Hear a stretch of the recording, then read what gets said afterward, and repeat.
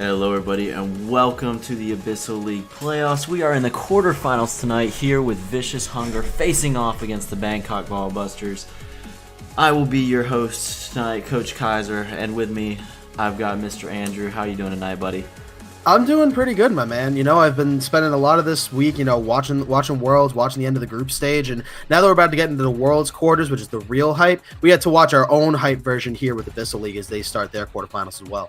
Yeah, definitely, man. It should be a pretty interesting game, and we're getting ready to get into the Champ Select here as the first. And now, right now, as we seem to be loading in, sorry about that, folks. We're just about to. Oh no, you're fine. Up. I had my mic muted on you for a second. Pick some bands, and I really am sure to see how this series really starts. It is the first quarterfinal that we'll be streaming over here on this website, and at least as of right now, both of these teams are fairly matched. I think if I remember correctly, Bangkok Ballbusters a little bit of an edge in the mid lane. It seems like with their mid laner, Mr. Duck Solo, but it does seem as though Vicious Hunger is ready to keep this series going and really make a name for themselves. And as we start getting into these bans, it seems like, is that a Yasuo ban first on Vicious Hunter? Is that what I see over there?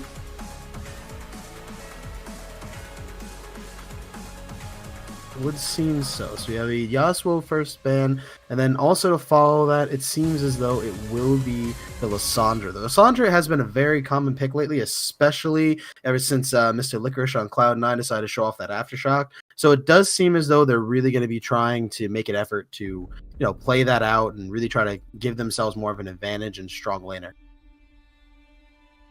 Yeah, definitely. And so far, it seems like a lot of kind of targeted bans, which you would expect out of two teams that have been playing together or playing against each other for a while now.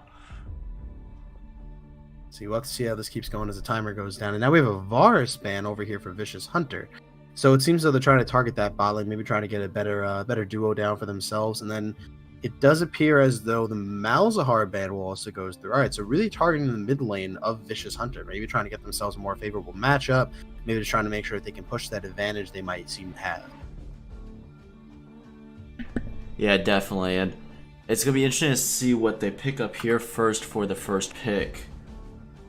I don't, it's been a little while since I've watched Vicious Hunger play. I know they were successful in their kind of play-in series match that they had last week, so it'll be interesting to see what they took away from their games last week, and it looks like they want the Alistar for their first pick, so going with the support.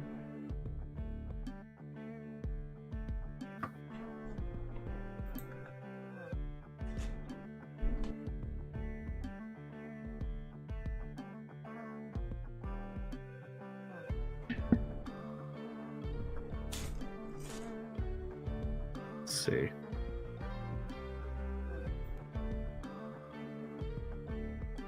Okay, I'm sorry. And then let's see what else we have here. So now as we see this continue to go through, we will see the first pick comes out, and it seems like it will be the Alistar over here for Vicious Hunter, perhaps really trying to look for that easy engage. And it does usually seem to be paired with the Kaisa, but it does seem as though Bangkok Ballbus decided to take that away from them. And so then going with that, also with the Urgot, really going for that kind of top lane oppression pick. So we'll have to see how Vicious Hunter maybe decides to respond to that, because they may want to pick an early top laner, perhaps make sure that they don't get pinched in that role, or they might even, as they seem to have done, gone for their jungle and AD carry with the Twitch going in with the Alistar. What do you seem to think of that pick against the Kaisa and what might be an unknown support at the moment? Yeah, the Twitch and the Alistar, it'll be interesting. I kind of like the Twitch pick into Kaisa because he does have the potential to kind of show up into the middle of a fight like Kaisa does, where the way we've been kind of seeing it played now that it's not such a new champion anymore is going, starting off a fight and then kind of backing out and then diving back in with that pursuit. So I feel like Twitch can kind of have the similar mechanic where kind of show up a little later in a fight.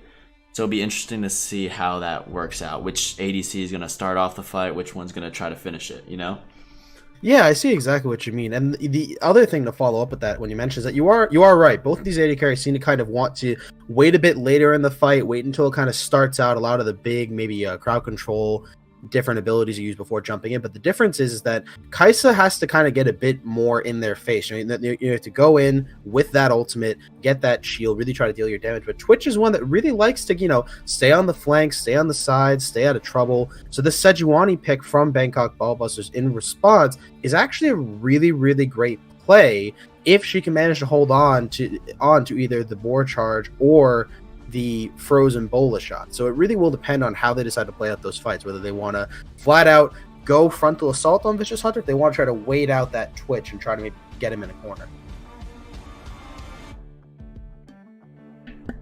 Yeah, and it'll be interesting to see what they actually decide to pick up for the support for Kai'Sa. So far, they do have the Sejuani and the Urgot locked in, so the jungle and the top laner, and we're waiting to see what they're going to pick up. It looks like they're going to get the Leona for their support, so it'll be interesting to see how the Leona Kai'Sa can do. That's a very all-in style bot lane. I think once they... I don't know. Alistar, he can combat that pretty well. It'll be interesting to see who... Really, it comes down to who can land whose skills. You know? Well, it is definitely an all-in bot lane, but the other thing to remember is that, like we were saying before, Kai'Sa wants to wait for the fight to start a little bit. Maybe she wants to try to wait for some of that CC to go on for those plasma stacks to start building up. Leona does have a point-and-click stun, the Zenith Blade, and that ultimate. It is possible that when, like you said, okay, Kai'Sa might decide to go in and back out, wait for that ultimate to be on a proper target. It's really easy to get a long-range solar flare, get it on the back line once that Twitch shows up, and then just ult right on him and really get a lot of that upfront damage. And then also to combat that on Vicious Hunter, we see the Aurelia pickup with the Ornn. Now that to me definitely screams, we want to target your bot lane. We want to target that back line. We want to get in there, and we want to really shut down this Kai'Sa. And so the real question is to go with it is, what will be this final mid lane pick for Bangkok Ball Bus? Oh, my apologies. And it is the Akali. So it seems as though Bangkok Ball Buses, their main goal is to try to have enough different threats that they want to throw Vicious Hunter all around the map. They don't want them to have an easy target to focus in the Kai'Sa or perhaps in the Akali. They want to say, Akali's going to go for your back line, Kai'Sa's going to target your front line, and Urgot's going to be a menace up front. And it's really a question of, can Vicious Hunger take their time, focus the right targets down, and make it more systematic, and maybe not get caught up in what the chaos of these team fights look like they're going to be? Yeah, definitely. It's going to be interesting to see how these team fights play out, like you just ended saying there, because realistically, I feel like the better team fighting comp could be Vicious Hunger. I really like kind of the more AoE-centric style of the Twitch Aurelia, Ornn, and even Aurelia, even Talia with her crowd control. So, whereas on BBB, they've got some good crowd control, but they also have these very individual focused champions with Akali, with Urgot, and with the Kai'Sa. So I think it's just going to depend on whether or not BBB can focus the right targets in these team fights before Vicious Hunger can just kind of melt the whole team, if that makes sense. Yeah, it certainly does. I think that both of these teams are kind of on that same degree. Both of these teams need to go into these fights, and they need to kind of have cool and calm, collected comms. They need to be able to say, all right, and then they need to be able to say, Kai'Sa's about to ult in, or Akali's in Shroud. They need to make sure that they target the right individual threats from BBB on Vicious Hunger. If they can pull that off, and if they can, combo their CC, combo their abilities to really lock down a single target, I really do think they'll win team fights. It's just a question of, can they handle the other two remaining threats that are going to be on BBB on top of them and take them down one at a time? Because if they try to split up their different CC against one of each of the three, that's only going to last so long before all three carriers just start really locking down this other side. So it will come down to these fights. Can each team notice, okay, we have a single threat, or we want to pick this threat, and then focus one at a time? Because if they try to target everyone at once, Ornn knockup may last 1.5 seconds. Aurelia stun may last a second. Alistar knockup may be with stun about 1.5 seconds. But unless that's all on a single target, if everyone only gets stunned a little bit and you're splitting up your damage that way, unless Twitch or Talia can really damage that backline, it's going to be really difficult. Yeah, definitely. But I have to tell you, man, the thing I'm looking forward to the most in this game is going to be the Alistar taunts. I want to hear some cowbells this game. Probably the best taunt in the game. There's absolutely nothing wrong with the classic phrase, we need more cowbell. Never a problem. Dude, I wasn't even thinking about that, but that was such a great tie-in, man. Holy crap. There's never a problem with more cowbell. Never a problem with more cowbell. That was good. Yeah, no, I would love to hear some cowbell, and we're getting ready to load into the game here. So if you'd like to go down the list of each team, I will take the blue side here. We have on Vicious Hunger, Telios in the top lane on that Ornn, Denali in the jungle on that, oh gosh, I'm blanking on the name. Talia, jeez. Aurelia played by False Prophets here in the mid lane. Gummy Bull is playing the Twitch on ADC, and Verinda on the Alistar here in the bot lane.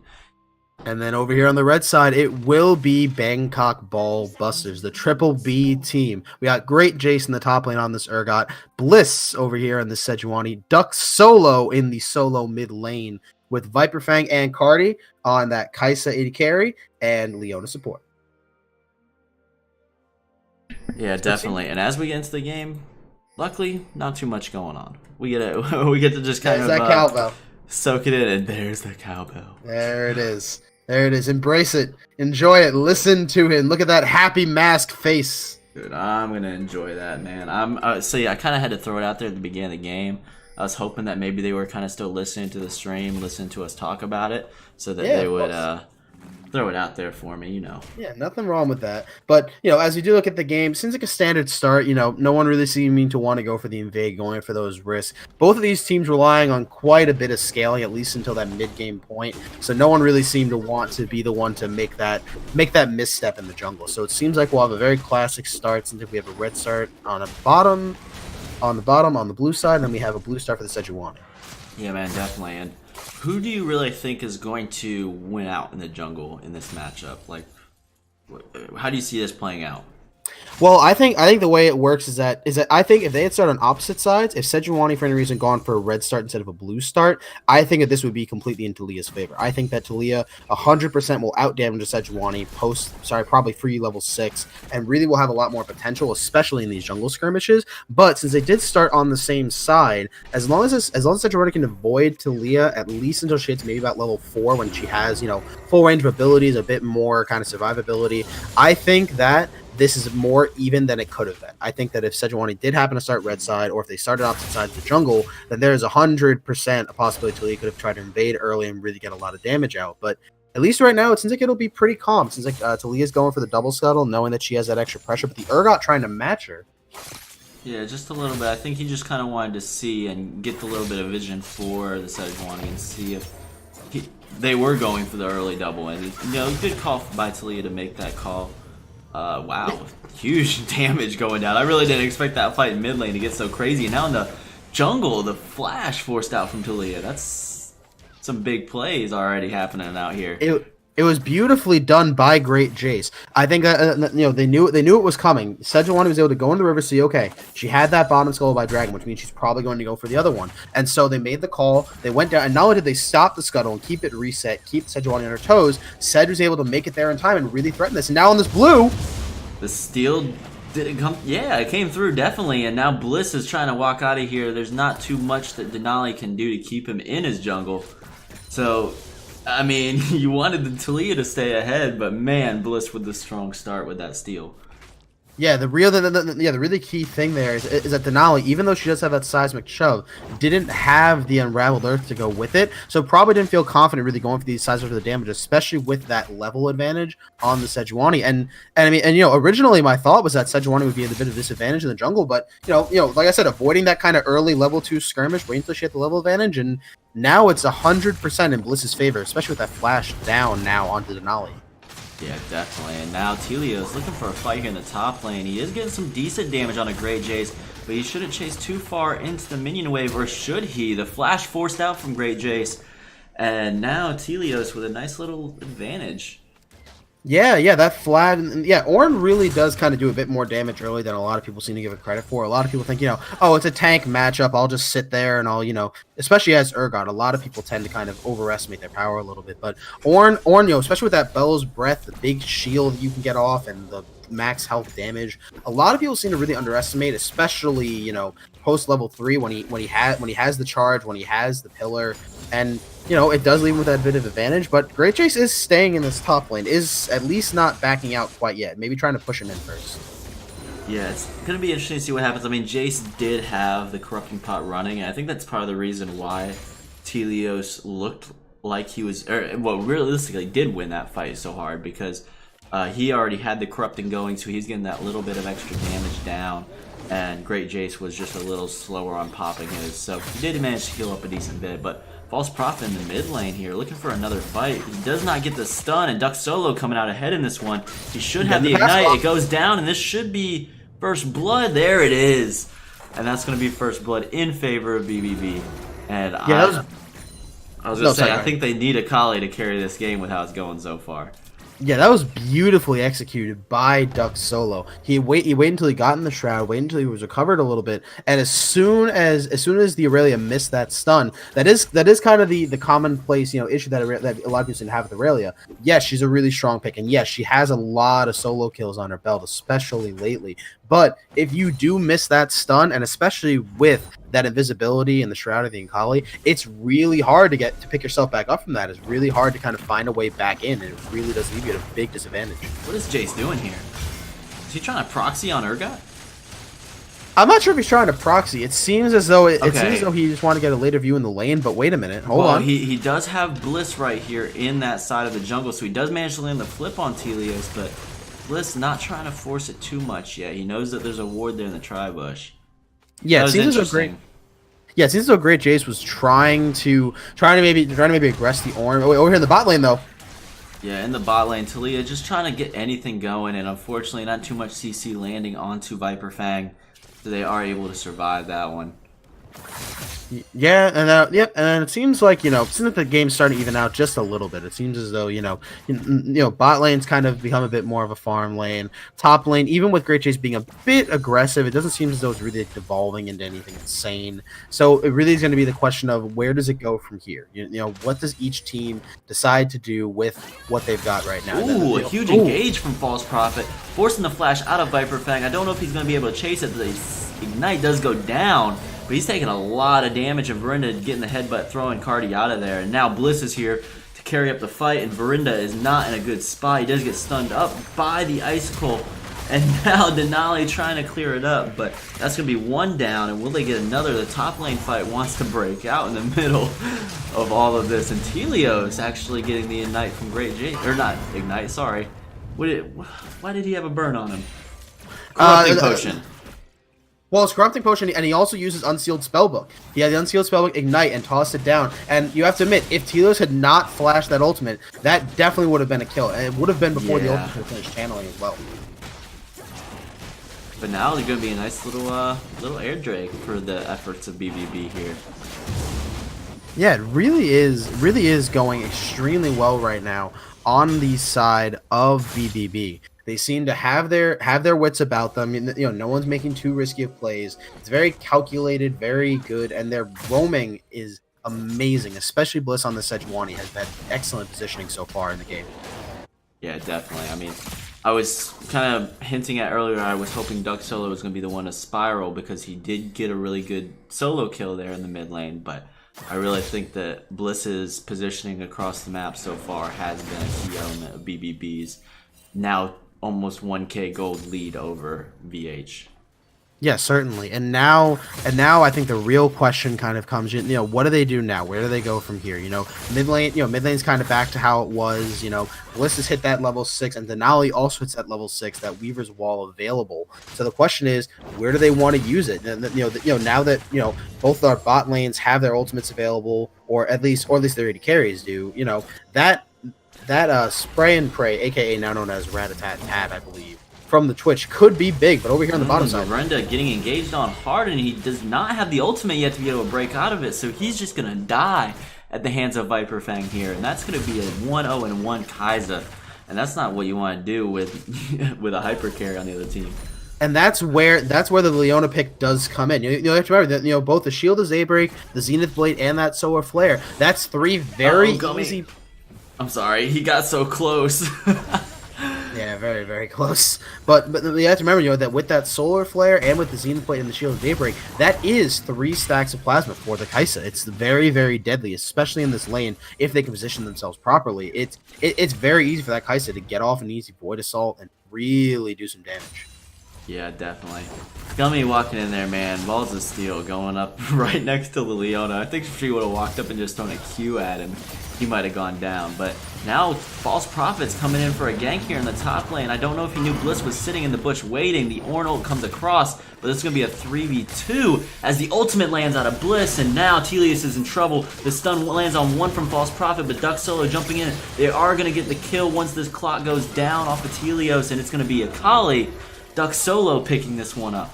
That was beautifully executed by Duck Solo. He knew the Aurelia was missing, so not only did he prep the mid lane, froze it outside of his tower, so it's an easy pickup later. He went up top, and with Bliss managing to stall long enough, with that board charge, with the Glacial Prison, with the permafrost, led to a very easy kill, very set. And now it's first tower gone down in the top lane.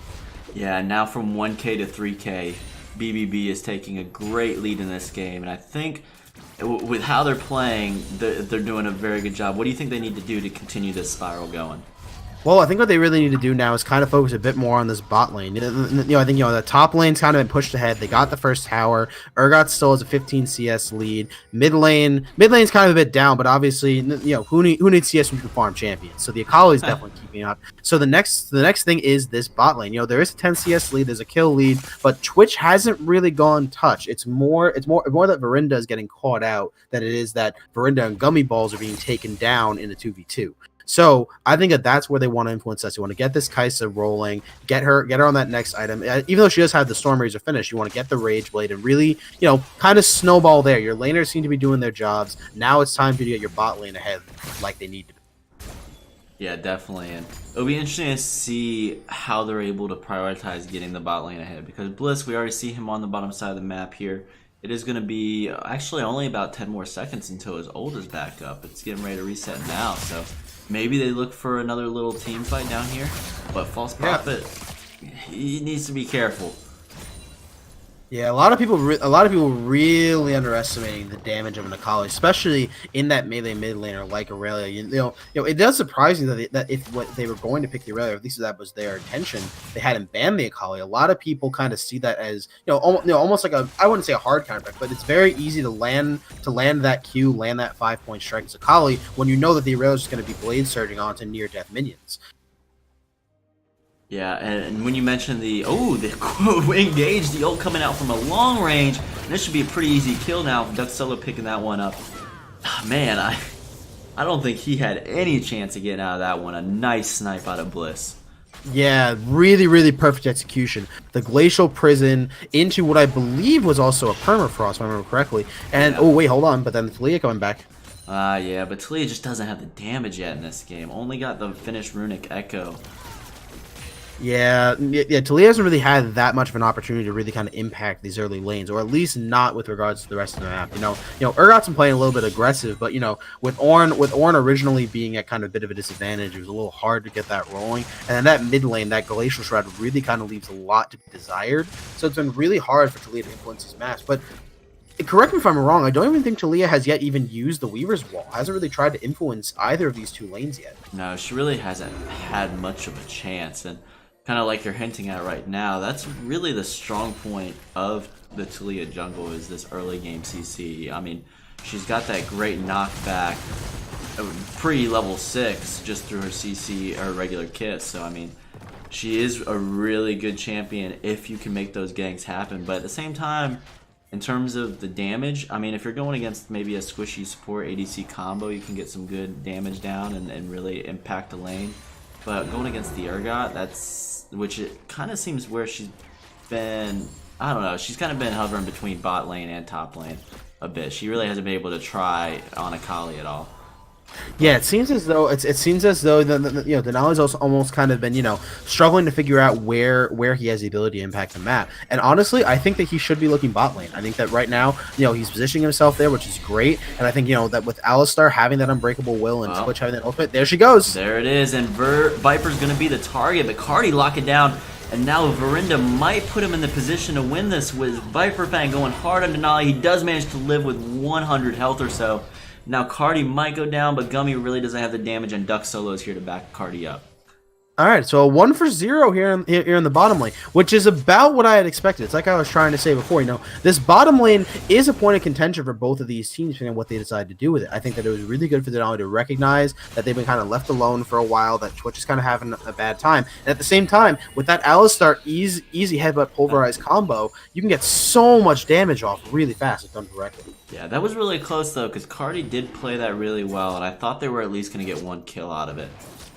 Realistically, it was a good gank out of Denali. That was probably the best setup they could have for that situation. So hopefully it gets them something, but now they're probably going to lose a mid turret for all their efforts.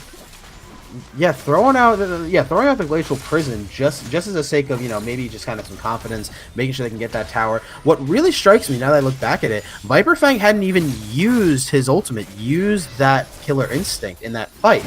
I'm very surprised at that. We're over in the mid lane. Hold on. Yeah, huge engage. False Prophet going in, and oh, the missed ultimate out of Telios, and that's going to be Great Jace pulling in False Prophets for a kill. Duck Solo now looking to pick up Telios, and he accidentally hit the turret, but he does manage to get the kill with the Ignite auto attack. And on the side here, Viper Fang picking up one of his own on Verinda. And now 2 people left, Gummy Bulls and Denali, trying to defend this mid lane against the Rift Herald, and this is not going to go well. Yeah, this game is slowly spiraling just more and more out of control. It seems as if, the more time they spend, it's just BBB has had a lockdown on this game. Their bot lanes held even. All their lanes have kind of been slightly ahead in different ways, and now it just comes down to the amount of pressure they mounted is slowly crept up on. And now on this blue side, it's just mid inhibitors about maybe half HP. Turrets are down, and they're also going to lose this second Cloud Drake. I don't know. This is getting to be a little bit much at this point. I understand playing safe. It was probably a good back off out of BBB, but I really wanted to see them get that inhib turret with the Rift Herald. I think that's just such a power play, and I think they would have been able to get it at the risk of maybe 1 or 2 of their players. But they play it safe. They get the second Air Drake there. And they're going to be moving around the map that much quicker now. Yeah, so now the real thing to look at is kind of what's their next play. What is BBB's next kind of role to push this game even further. And I mean, when you really look at it, I think it's going to come down to focusing one of these 2 sideways. I think they have a good idea with Viper Fang over in the bottom, trying to get that inner tower. And then I think over on this top side, if they can push in both the side lanes, kind of distract Vicious Hunger long enough to maybe go for a Baron play, maybe try to get that inhibitor mid lane. I think if that's their next job, I think that's the next thing they need to do to really kind of, finalize this game for them to have the victory. Yeah, definitely. And so as we see the map kind of calm down a little bit, I want to take a look at the vision that's being set up so far. I mean, blue side, they're doing all right. They're trying to cover the map, but they really do need to start looking at some of these openings around Baron. Because as we're seeing Ornn kind of walk through the jungle there, he did get 1 ward down, but I don't know, man. There's so much room for a Kali to roam around right now, especially actually now as we're seeing her go towards the bot side just a little bit. Well, I mean, the other thing to look at when you're paying attention to this game is, if you look at the side of Vicious Hunter, there are no control wards. There is a single red trinket on the Taliyah. And other than that, it seems like they don't really have a way to answer this vision, at least currently, that BBB are able to provide. It really does seem like right now, this gold lead, you can look at it there on your screen now, 2,000 gold in the top lane, almost 2,000 in the jungle, above 2,000 in the mid lane. And it really just seems as though, every lane seems to have gotten their own advantage, and it's culminating now, as they try to group in the mid lane, get more pressure through the jungle, and it really is a question of what can Vicious Hunger try to do? Maybe another wait for a mistake, and right now that seems almost impossible. Ooh, and False Prophet actually looking for a fight here. I don't think he wants this one as he flashes away, but Duck Solo jumping in on him, and oh man, both of them surviving with about 100 health. Actually, Duck Solo with much less. Yeah, and the real thing to look at in that fight is not only the fact that the False Prophet lived, but, just the fact of, Duck Solo able to do all that without any damage. Oh, he didn't live for very long. And now Gummy Bulls and Verinda trying to get something out of this play, but I don't think anything's going to happen. Great Jace is just such a beast right now. Yeah, it really is hitting that point. You know, the mid game is really where Urgot starts to be this kind of giant aggressor, where he has that little bit of damage enough to threaten you, but is also tanky enough with that, you know, especially with that purge, with that bonus shield, to just be able to walk up in your face, have some shotgun knees, and say, "Face my wrath." Yeah, definitely. And, you know, BBB, they're trying to get something here, but I don't know that they really want to risk it. They're kind of still playing that safe mentality, which is smart because, you know, they really don't need to push their lead too much here. But as I say that, Cardi actually going to face check. Will they start a fight? Telios actually looking for one, and now Bliss going back in. The ult comes out from Telios, but he's going to get engaged on. It's not going to hit anybody. And on the far side of the fight, False Prophet's going really low. Gummy Bull's not really able to output too much damage because he was getting focused for a minute. And now we've got 1-for-0. Telios going down at the start of this fight. And a 1-for-0 in a 4v5, no less. Yeah. You know, over that top side, Duck Solo pushing on the Akali, getting that side lane prep. And it's like I was saying, you know, once they focus these side lanes, once maybe they get at that inhibitor tower, eventually, Vicious Hunger is going to be so pushed in, there's going to be no call for Baron as we look at this replay over here as to how that went through. Oh, never mind. No, now we're going back to the bot lane tower where they're finally able to crack this one open. And Duck Solo just putting just enough pressure on the bot lane to pull False Prophets up there. And I mean, just good overall macro movement out of the side of BBB. Yeah, we got a 10,000 gold lead right now for BBB. 5 towers to 0, 2 drakes to none. And like I said, I think the only thing they really need to kind of corner this game on its head is that Baron. They have this kind of slow, systematic play where they, you know, what they're really doing in these fights is that they're putting forward an opportunity to Vicious Hunger. You know, for example, there is a Leona face check. There might be someone a bit out of position, and they're essentially playing the counter engage game. They're not there necessarily to use that glacial prison and to really kind of have Urgot go on the front line or for Akali to dive in. They're waiting for the front line of Vicious Hunger to use their tools and come towards them and say, okay, now that you're closer to us, now we want to fight. As we look at this, Ornn getting caught out. Yeah, Ornn, once again, he's going to be on the front lines here, and we'll see if anything comes out of this. Verinda missing the headbutt pulverize combo, and that's going to be that. Sejuani not around. Bliss was looking to farm his own jungle, so nothing too crazy. They're not looking to go hard without that little bit of engage and CC out of Bliss right now. Yeah, it doesn't seem like they're willing to really take that risk. And you know, with the permafrost availability, with that glacial prison, you know, there is a lot that Bliss can offer right now. And it's like we were saying earlier, you know, you want to make sure that, especially right now, because you know, even though this Twitch isn't as ahead as their Kai'Sa, Twitch is still 1-0, still hasn't died, has the GA, has the ultimate available, and I think that BBB are making a smart play by not trying to dive into a 4v5 without one of their major CC sources saying, we know Twitch can come into our flank and really cause some trouble. They're really trying to make sure that they don't let that happen. Yeah, definitely, but Denali going to take a lot of damage. He was about to get stunned up before the flash came through. And now Verinda is on the front line. That's the person you want on the front line, but unfortunately he's not as tanky as he should be, and he is going to get suppressed and chomped down by Great Jason. Now on the other side of the fight, Denali going really low, and that's going to be Duck Solo picking up 1 kill. That's going to be Viper Fang picking up another kill, and just everybody out of VH is going down here. And now Gummy Bull is unfortunately that GA, man. It doesn't do much when it's a 1v5. Yeah, and that might just be the game. Look at these death times. So, it's not going to be the game when Viper Fang dies to the turret. So close. But either way, this inhibitor will go down. Unless Verinda can make a hero play and wait for Denali to get up, I think this inhibitor will go down. And then it'll just come down to maybe resetting, maybe go for the Ocean Drake, maybe trying to push more of that, maybe trying to reset that bot lane and top lane. But either way, this game is looking like it's getting more and more out of control. Even with those 2 kills return, 2 for 5 is still an ace. Yeah, I mean, to be fair to Viper, I don't think they were going to end it either way. You know, the respawn timers are just a little too low at this point. They would have had to fight another team fight to be able to end it there, but man, that was pretty funny. Yeah, I think that, you know, perhaps if Viper fight, maybe they could have tried to engage a 4v5, maybe done something a little bit crazy, but I think you're right. I think it might have been a little bit overeager to me to think the game was over already. Yeah, but I mean, like you said, BBB full control right now. VH is doing what they can to get some ward vision over here on this Baron because they know it's going to be a focal point for BBB going forward. Yeah, I think the real question is, I mean, I think that if you're VH at this point, it's a best of three. That means you have more games to play. Even though right now your focus is still on the chance of winning, because they still have the tools to possibly turn this around. It's just it's going to require a lot of mental focus. So if I were them, I'd start thinking, okay, what is our next play? What's the next game? How do we want to change our draft or change our picks or change our map movements as BBB starts to maybe engage? Yeah, the next play right here is going to happen in the mid lane as Gummy Bulls is caught on the front line, and he's going to go really low. Telios in the mid lane trying to do what he can, but Duck Solo actually dying after getting that first kill there. Denali clockworked in the middle of the map. She's going to go down now, and Verinda, he doesn't have the damage. He's just going to slowly get crushed here.